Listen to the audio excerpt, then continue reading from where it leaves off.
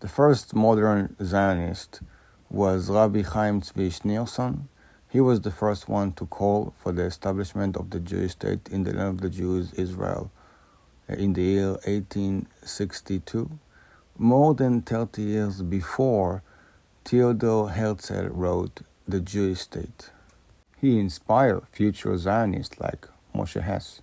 He came to the land of Israel in 1844 with his family, and already when he was 18, he was sent as a messenger for the Jewish communities around the world to collect donations.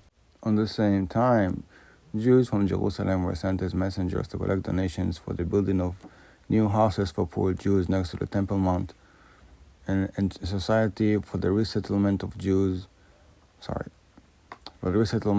Israel was established in Germany by Rabbi Chaim Loria. So the idea of productivity and a new spirit for Jews in the land of Israel was spread around the Jewish world. Schneerson himself was inspired by Rabbi Hirsch Kalischer, that said already before that we should not wait for the divine or for the Messiah. Salvation will come naturally and in time, and it will take time. He was sent to Australia to collect donations for that project in Jerusalem.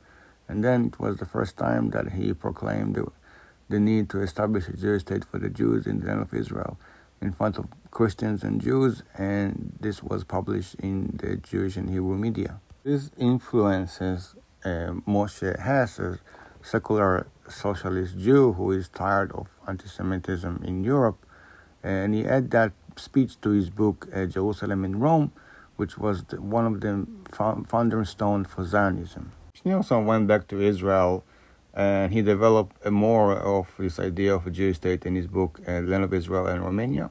He got in some trouble with the community because of his outspoken things, but he later went to America and to England. He met with Queen Victoria. He met with the President of the United States, Ulysses S. Grant. He advocated for Jews to work in agriculture in the land, to cultivate the land, which was deserted and desolate at that time.